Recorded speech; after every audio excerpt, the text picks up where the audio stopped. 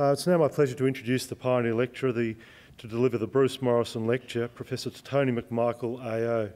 Professor McMichael is Professor Emeritus in Population Health at the Australian National University, Canberra. He's a graduate in medicine from Adelaide University in 1967 and completed a PhD in epidemiology at Monash University in 1972. He has a broad experience studying the social, behavioural and environmental causes of disease. He's been involved in international agencies in the development of public health policies. He returned to Australia in 2001, has focused his research program on the health risks of climate change. He's a member of the US National Academies of Science and Honorary Professor of Climate Change and Health at the University of Copenhagen, Denmark. He contributed to the scientific deliberations of the Intergovernmental Panel on Climate Change, and it's my great pleasure to introduce Professor Tony McMichael to deliver the pioneer lecture, Climate Change, Risk to Human Health and Connections with Anaesthesia. Thank you.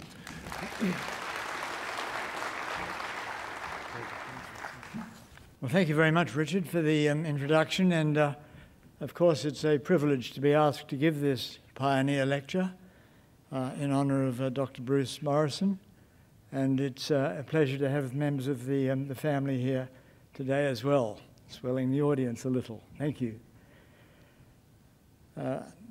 After hearing the previous presentation of George's, I think we're all warned that if we're going to actually go to sleep during a lecture, it's best to stay in the NREM state.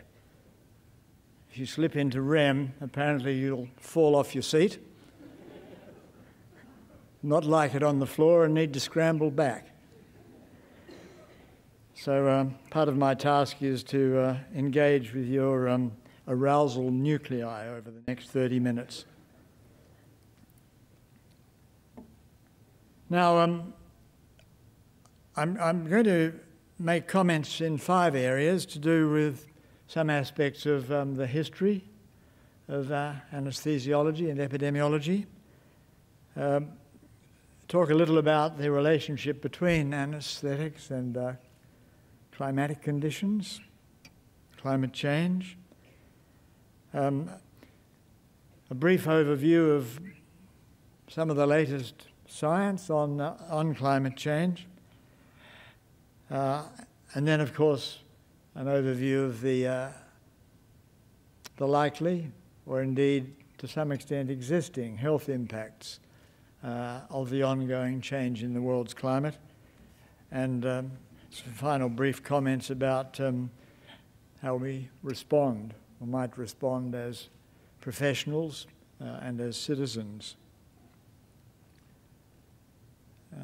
It's quite a coincidence, of course, to be making this presentation just 15 hours after the release of the 5th assessment report of the Intergovernmental Panel on Climate Change, and I think you'll all be aware of at least the fact that that report has just been issued, and hopefully you'll have some familiarity with the main conclusions.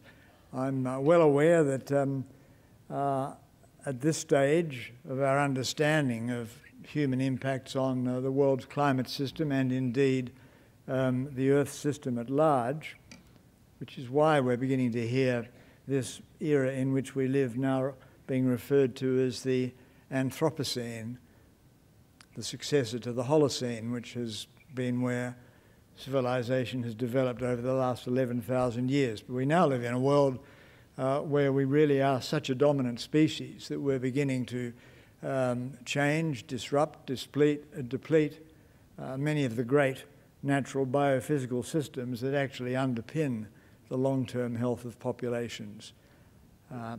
That's a big statement, and it's hard for us to get our heads around, but it's something we've got to come to terms with, and I'll say a little about that as we go. But firstly, looking back, here are 2 places in London where I worked for 8 years, visited by different categories of persons. On the left is the Broad Street Pump, where epidemiologists who are visiting London go to pay homage. And on the right, in the Brompton Cemetery, the place that anaesthetists visiting London will go to pay homage. The two words that are missing, well, you can see them actually on the hotel in the background on the left, are John Snow, who was a pioneer in two senses. And it's intriguing to me, and I've only just really sensed the balance here, that while epidemiologists revere the pioneering work that John Snow did in relation to elucidating the cause of cholera during the second pandemic in the early 1850s in London, he was equally much, and had previously been, in fact, a pioneer in the development of understanding respiratory physiology and its application to anesthesiology, and then becoming a pioneer in the development of the actual practice of anaesthetics. So you'll see there, bottom right, that with good eyesight you can read that this memorial to Snow was actually restored by the American Society of Anaesthetics in 1938. Unfortunately, the memorial was destroyed in part during the war, 1941, and then was further restored in the 1950s. Now, Snow's work was really rather remarkable in that he'd come from a fairly humble background in northern England, had managed to gain access to medical training in London at a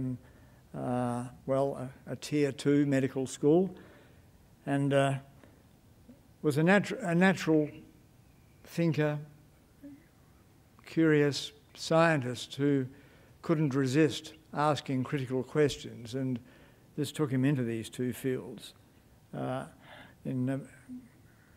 each of which he laid down very important foundations.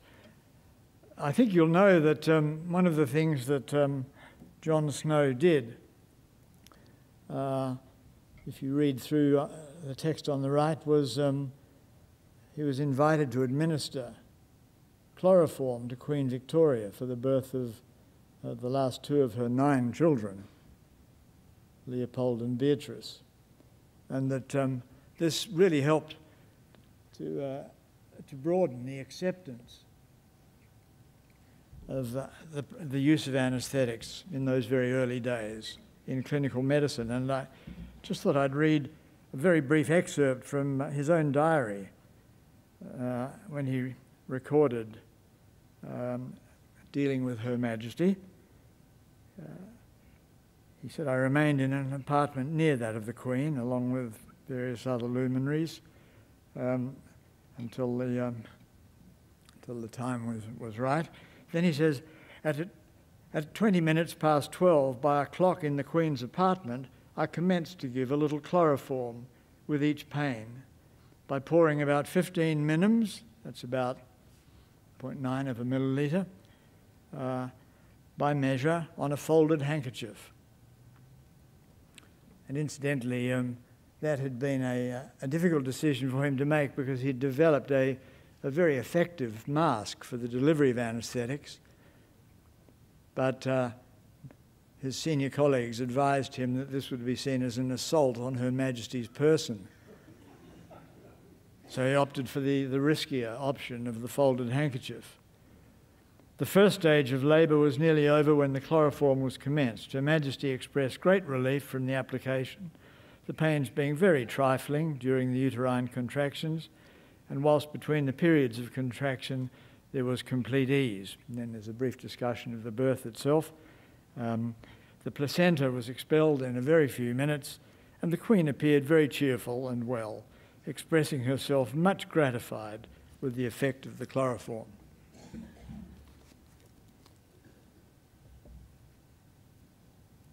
So that's John Snow, also to be thought of as a pioneer. Now, I just wanted to connect us up with the climate story, and I think it's important that all of us, as citizens at least, have an understanding of what the world's scientific body or constituency of climate scientists and others working in cognate fields are assessing on the basis of the peer-reviewed science that's been reported around the world over the last several decades. And the four main conclusions are listed there. That the evidence is that Earth is continuing to warm. There are many signals beyond the temperature per se that are continuing that give an indication that that warming's afoot. That the carbon pollution in the atmosphere is causing most of this ongoing accelerated warming, and that warming can't be explained by natural causes. They're always there in the background. They're playing some part, and they always will. They include things like the El Niño Southern Oscillation that comes out of the Pacific Ocean, and as you will know, I think, drives weather systems right around the world, but particularly in the east of Australia, where El Niño events bring us warmer conditions and drier conditions. The reverse phase of the cycle, every 6 or 7 years, La Niña, brings us cooler and actually quite wet conditions, which would be part of the explanation for the floods in Queensland and beyond in the last several years.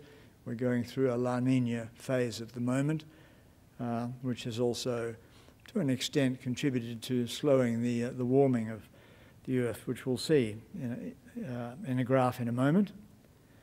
But there are volcanoes that come and go, and they throw up a veil of dust and ash, and that cools the Earth for a couple of years, like Mount Pinatubo, 1992.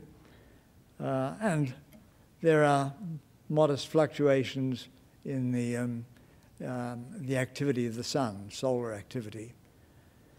So those things are going on in the background, but in the foreground now is this extraordinary increase in the concentration of these energy or heat capturing greenhouse gases in the lower atmosphere.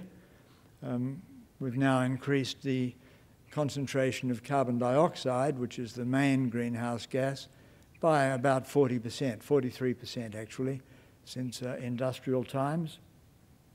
And you'll see at the bottom that these have now reached what are deemed to be rather extraordinary, historically extraordinary levels that pose danger in the sense that they're going to carry us now almost without doubt to and beyond what for the moment is the official safety level of 2 degrees centigrade warming.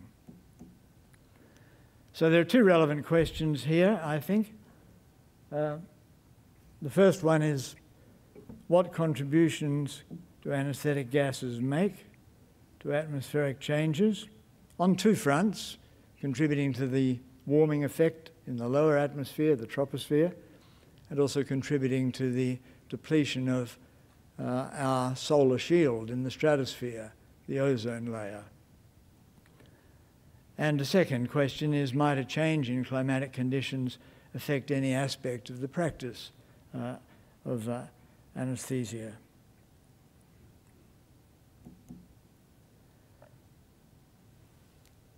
Now, I'm going to resort to reading some notes here as I move into the area in which clearly I'm not professionally expert in. Just have a couple of slides to accompany this as I go. I remember hearing a story when I was in London of the late Bishop of York, who was reading from his notes, his weekly sermon. And one of his colleagues found the notes afterwards and scribbled in the margin. There was a little comment saying, "Read quickly here, uncertain of facts."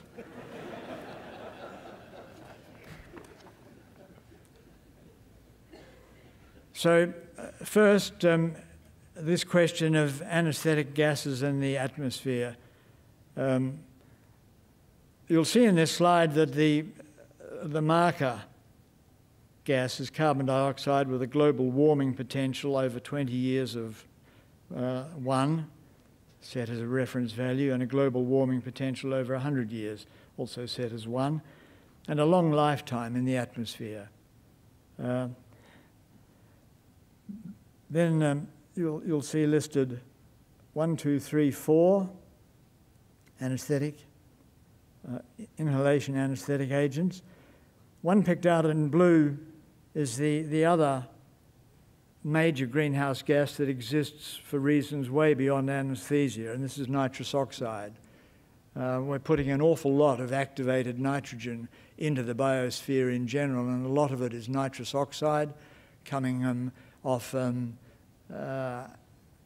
agricultural fields fertilised with nitrogenous fertilisers. And it's also a direct product of the burning of fossil fuels. So there's a lot of nitrous oxide now being added to the atmosphere and actually affecting both the troposphere and the stratosphere. You can see that the global warming potentials do vary greatly here. And my notes say nitrous oxide, still freely used in hospital midwifery units and mostly without scavenging, is a major greenhouse gas generated by a range of human activities. An estimated 1/10 of all nitrous oxide emissions come from anaesthesia.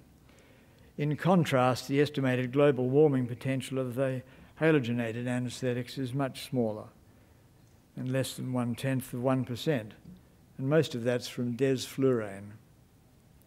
Overall, the total annual global emissions of inhalation anaesthetics have an estimated climate impact similar to that from the annual carbon dioxide emissions from one average-sized coal-fired power plant or from 1 million passenger cars being driven for a year.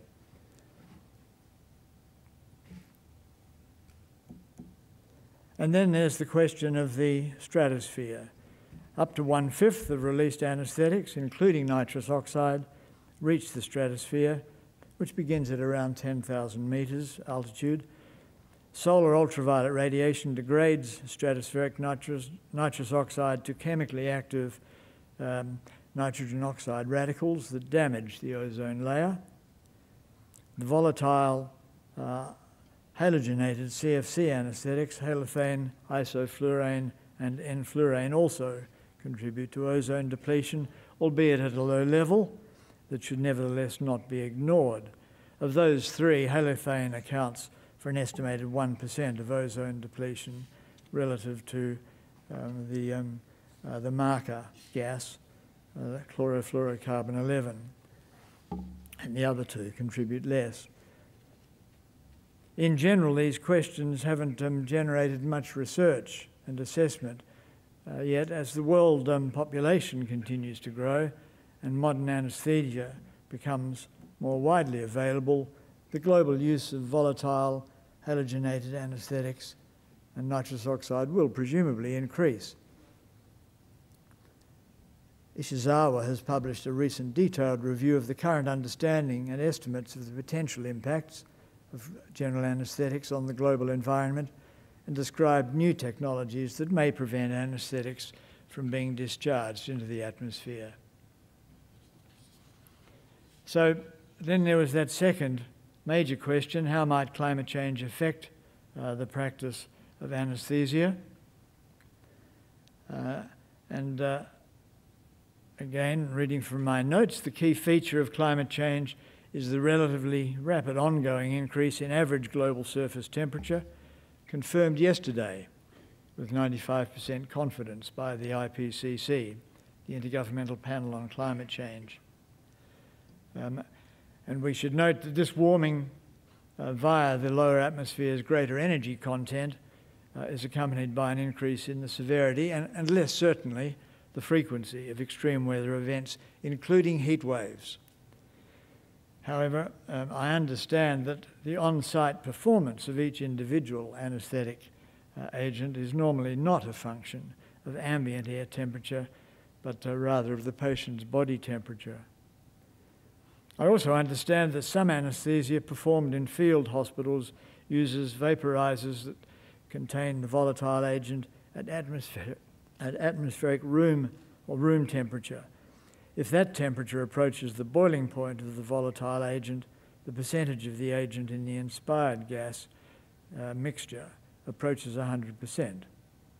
Since the safe maximum concentration of volatile anaesthetic agent in inspired air is never more than about 20%, the combination of excessively concentrated volatile agent and hypoxia would presumably be particularly dangerous.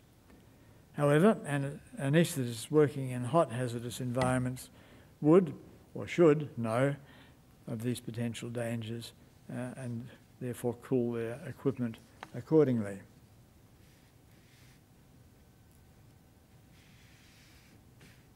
Now, the bigger issue then of where does climate change now fit into the total picture of the world around us? I think most of you will be familiar with this very interesting metaphor of the footprint that each of us has as individuals and as societies at large on the natural environment. And this is a diagram of the estimated global ecological footprint over the last half century or so. And it's showing there for a number of different measures, colour-coded, the extent to which the impact, essentially detrimental impact of aggregated human activity around the world is now impinging in those different areas. And this includes the release of carbon, of course, into the atmosphere. And the basic message there is that for the moment, we're no longer just living on nature's dividend. We're eating into capital. And one of the consequences of that, of course, is that we're dumping more effluent gases into the atmosphere than the atmosphere can cope with. So concentrations are rising, and so is the temperature. Climate change is really part of this larger syndrome, which is under now the rubric of the Anthropocene, the man-made world. Excuse the gender-specific language, but this world in which humans have come to dominate the Earth system at large in an extraordinary way. We really have to pinch ourselves and say, this is happening during our generation. This has never happened before and could never have happened before. There weren't enough of us, and our economic activities were orders of magnitude less intense than they are today. And they're increasing, and much of that is to do with the rapid development of huge countries like India and China and Brazil and Mexico. So that footprint is getting larger and larger, and the systems out there that support in the longer term human well-being, health and survival are coming under increasing stress. And climate change is part of that story. It's being picked up in many different quarters where it's now becoming a major concern for different aspects of human well-being and indeed survival. And one of those is to do with world food production, already struggling with a number of stresses you'll be aware of, but for which climate change threatens to become a major straw on the camel's back.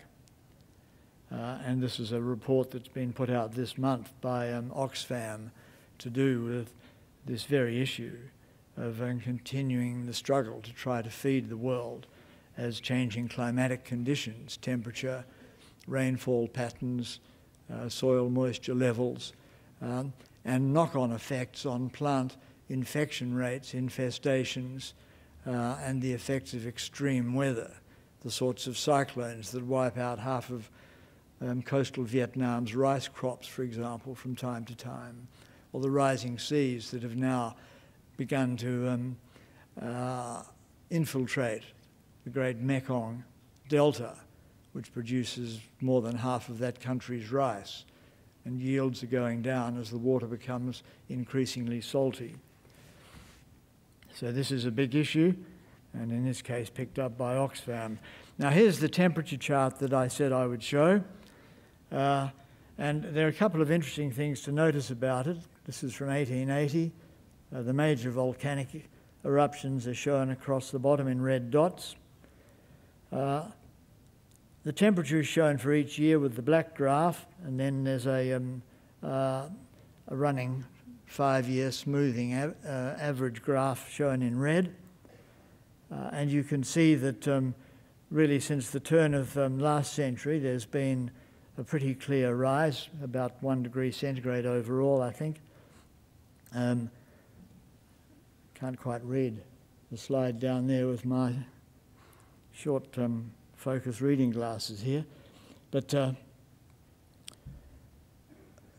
you can see the wobbles on the way up. It's not a straight line, and nobody would expect it to be because there's so much natural fluctuation in the background from a range of these causes I've already mentioned. But there are a couple of things to draw to your attention. Firstly, you can see the 3 main phases over the last 110 years or so of a rise and then a plateauing, slight fall to the mid-70s, and then a slightly steeper rise up towards the present, but with some flattening in the last decade. Notice the 2 blue circles there.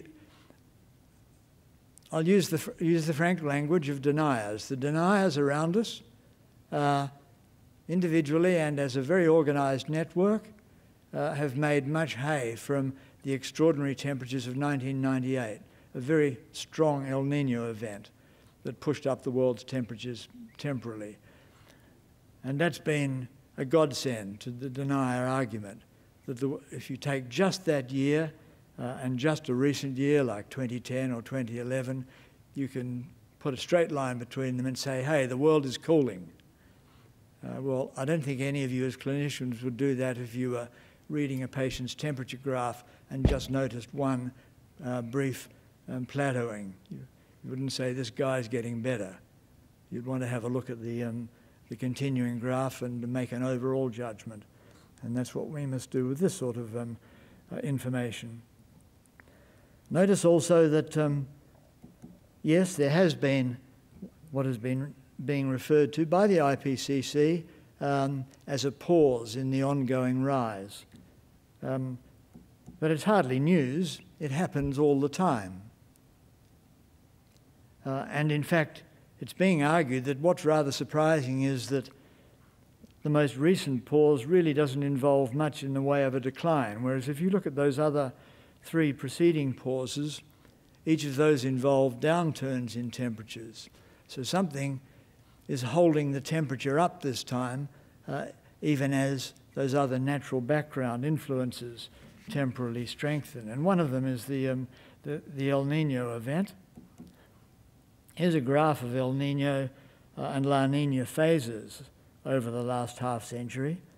And when the spikes are up, that's when we're in an El Niño phase, which for Australia means warming and drying.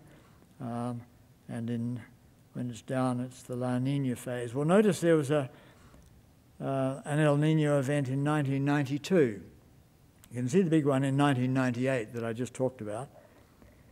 But there was an interesting consequence of this 1992 El Niño.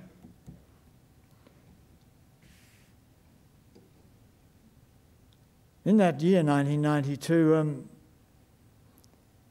a shipload of rubber duckies came to grief, and 29,000 rubber duckies fell into the ocean.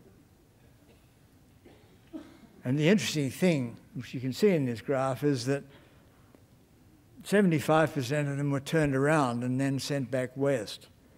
And many of them made landfall in Australia. Some of you might have picked one up on a beach and wondered where it came from. But the point is that it was that strong movement of surface the surface waters on the ocean from east to west that was driving the movement, the voyage of those duckies to the west. How much might the world warm? Well, I haven't actually seen yet yesterday's report in detail. I've heard discussion of it, but the fourth report, published in 2007, and I was chairing the chapter in that report on the health impacts of climate change. This was the fourth report, and at that stage, the predictions for a medium scenario of future emissions through to the end of this century suggested these sorts of warmings would occur by the end of the century. So you can see it's a very uneven picture, and particularly in the northern hemisphere where most of the land mass is, the warming is proceeding faster than in the southern hemisphere and the Arctic region. And I was up in the north of Norway about 18 months ago discussing this with colleagues. It has warmed twice as fast as the world on average. So they've already experienced something of the order of 2 degrees centigrade rise in temperature, which is beginning to have lots of interesting and worrying effects on aspects of physical structure and local ecosystems and reindeer movements and safety in crossing thinly iced lakes and things of that kind. So it will be interesting to read some of the discussion in the media over this next week as to what sort of a world we might be moving into. And it now does include an increasing concern that the current trajectory that we're on is quite likely to take us to not plus 2 degrees, but up to about plus 4 degrees by the end of the century. And you need to pinch yourself when you hear that temperature, because the world has not been that warm for something of the order of 10 to 20 million years. It would be an extraordinary change in the world in which our immediate descendants would be living.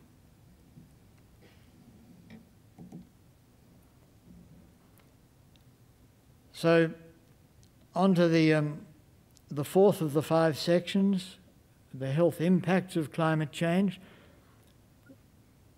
There are many of them, and there are a lot that we can't yet really understand or know about. The ramifications will be very diverse. The simpler ones are easily understood. We know about heat waves, we know about floods, we know about exacerbation, amplification of extreme weather events like the bushfires in Victoria. We're starting to come to the terms with the fact that you don't say that particular event was due to climate change. You say all extreme weather events are likely now to be being amplified to some extent by the underlying climate change. It's a probability issue. It's not an either-or issue, and we need to get beyond the silliness of that debate. Those are the primary effects, easily understood. Secondary effects, more complex pathways, disrupting ecological systems and relationships that bear on food yields, on infectious disease transmission, and so on. And the tertiary effects, more diffuse, often delayed, wide ramifications, physical and mental health, and you can see the sorts of bases for those adverse effects on health, including the ominous prospect of increasing conflict situations around the world as resource supplies, water, food, habitable land, small island states, coastal land, the countries of South Asia, depending on much of their river flow, on the melting, the annual melting of the snowpack in the Himalayas, which is now in many parts of those mountains beginning to decrease in our mountains too, which puts little things like the corroboree frog and the pygmy possum, not to mention our skiers, at some future risk.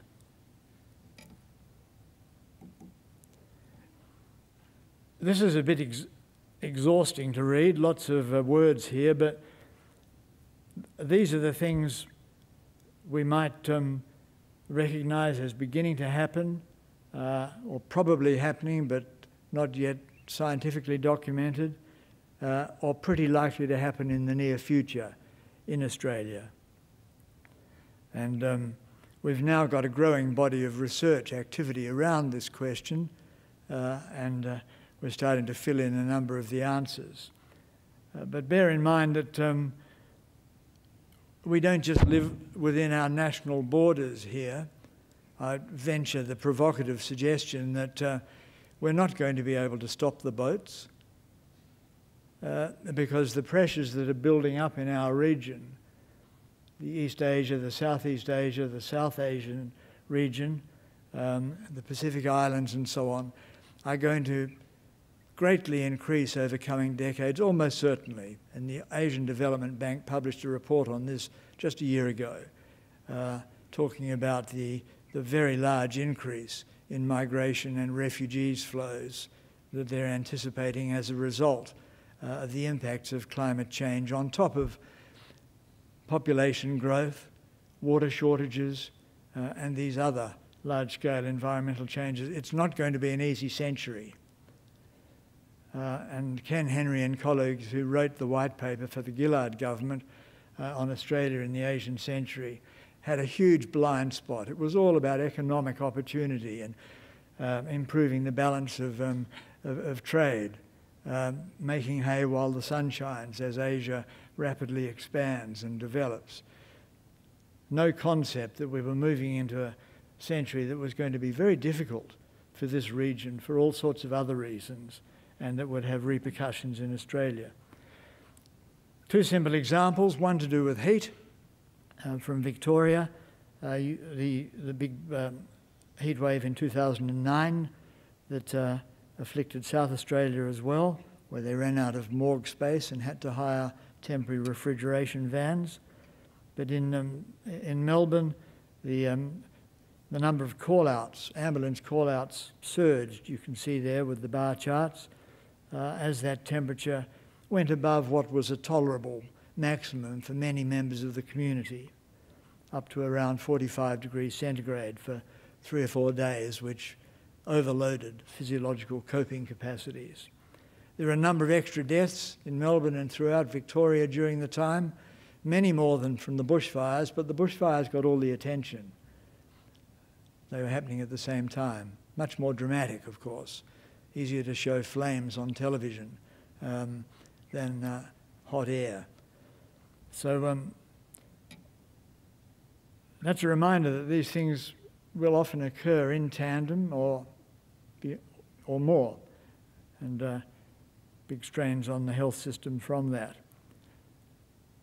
This is nothing really compared to the Paris experience as part of the great heat wave in Europe in 2003, where there'd been an average heat wave in July of 2003 in Paris, when extra deaths in terms of statistical explanation went up by about 100 during that one-week event. Then came the 10-day event with higher temperatures, 12 degrees above the seasonal norm, and there were not 100 extra deaths, but about 950 extra deaths during that time. Again, physiological coping capacities being overloaded. I could show you many examples for infectious diseases with some early work we did on mosquito-transmitted dengue fever in Australia. Rather first-order approximate work for the Commonwealth Department of Health, estimating how changes in temperature and rainfall in Australia would affect that grey area, the potential transmission zone in terms of mosquito habitability, this particular mosquito species, Aedes aegypti, which is the major vector for dengue fever. And finally, on this topic, there is evidence from around the world, 5 different examples shown there, that health patterns, rates of disease are beginning to change in a number of areas and in a number of ways that are partly attributable to the underlying regional changes in climate that have been occurring in each of those situations. So it's not just about the future. We're now talking about something that is on our agenda today. Impacts are beginning to happen.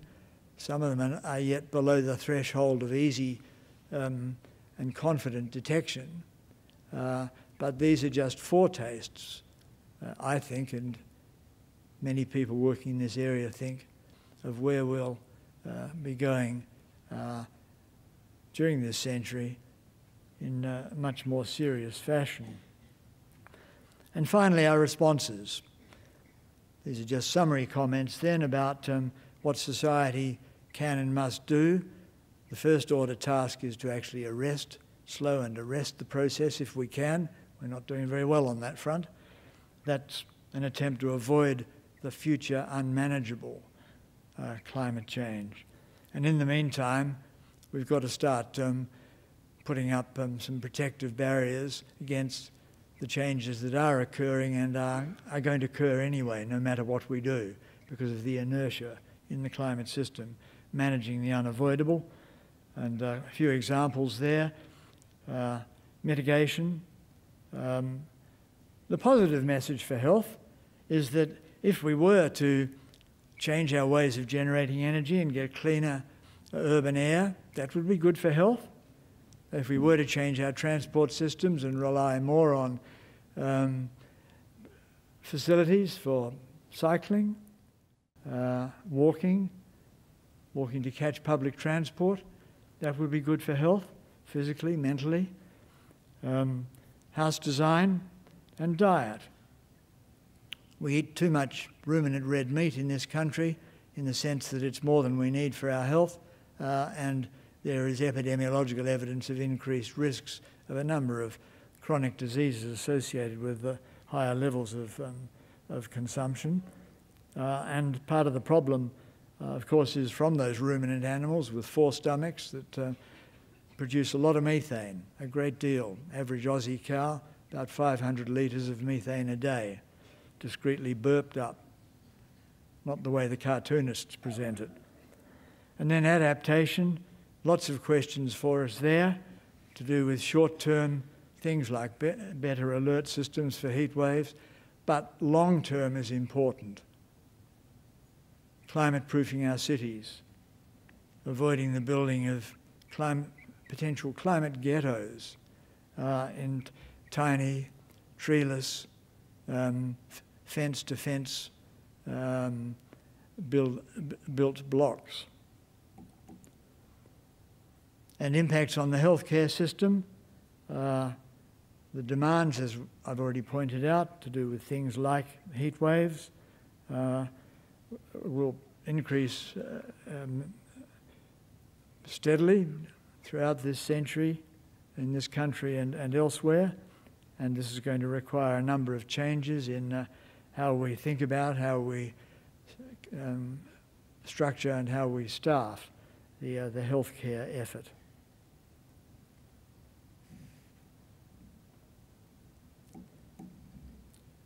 And then to end, our responsibilities.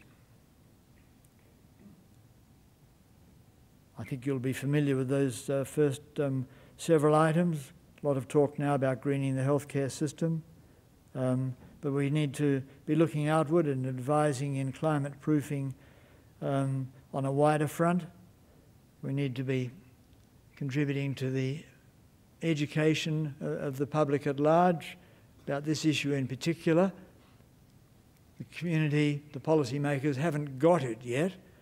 They believe climate change is one of these nuisance factors that's going to cause economic disruption, going to intrude on vested commercial interest, going to cause difficult problems with job losses and retraining, and of course is a threat to some of our iconic touristic ecosystems like the Great Barrier Reef. All very important, but ultimately the thing that counts from our point of view is the sustainability of population health in the long term. And as citizens, of course, personal example and participating in community initiatives. And my final comment then is that as pioneers, this generation as pioneers in responding to climate change really must take seriously now the task of restoring the primacy of science and rationality to this discussion. It's come under something of a cloud. We're living through a strange period that in some respects is a bit anti-science, at least in science indifferent. We need to restore the status and the influence of science on our policy making and make sure that it will prevail in public discussion over this mix of misplaced beliefs, of ideological inflexibility, and of personal and commercial vested interest. So, chance for us to be pioneers. Bruce Morison was a pioneer. John Snow was a pioneer. I think we need to join that group. Thank you. Thank you very much.